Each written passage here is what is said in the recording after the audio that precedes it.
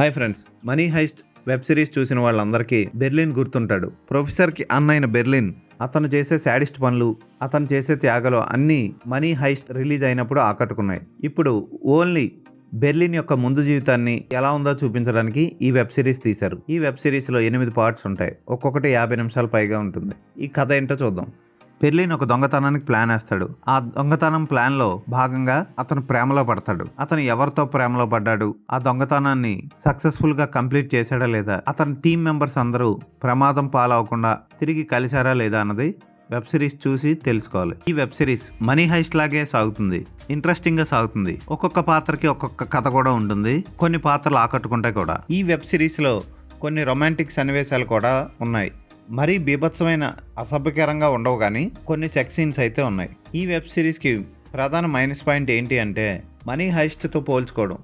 ఆ వెబ్ సిరీస్లో ఉన్నంత అద్భుతమైన స్ట్రాంగ్ క్యారెక్టర్స్ ఈ వెబ్ సిరీస్లో ఉండవు. కానీ దోపిడీ స్టైల్, టెక్నిక్స్ అన్ని కూడా సేమ్ ఆ సిరీస్ లాగే ఉంటాయి. అయినా క్లైమాక్స్కి వచ్చేసరికి దర్శకుడు ఎక్కువగా బెర్లిన్ యొక్క ప్రేమ కథ మీదే ఆధారపడడం, అది ట్రయాంగిల్ లవ్ స్టోరీలా ఉండడం బోర్ కొట్టిస్తుంది. దానివల్ల మనం దొంగతనం వైపు వెళ్లకుండా బెర్లిన్ యొక్క ప్రేమ జీవితాన్ని చూస్తున్న ఫీలింగ్ కలుగుతుంది మనకి. ఈ వెబ్ సిరీస్ని బెర్లిన్ ఇష్టపడే అందరూ ఒకసారి చూడొచ్చు. నటీనటులందరూ చాలా బాగా చేశారు, పాత్రలకు న్యాయం చేశారు. బెర్లిన్ పాత్రధారి కూడా అద్భుతంగా చేశాడని చెప్పొచ్చు.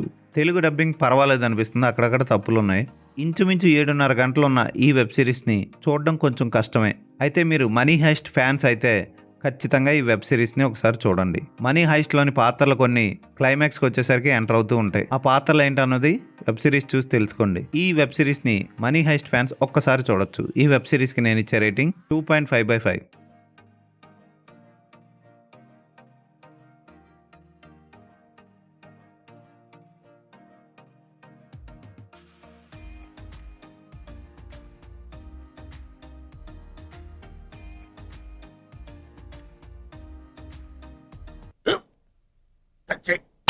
మన స్కూల్ బెంచ్ లాగా ఎంత గట్టిగా ఉందోరా.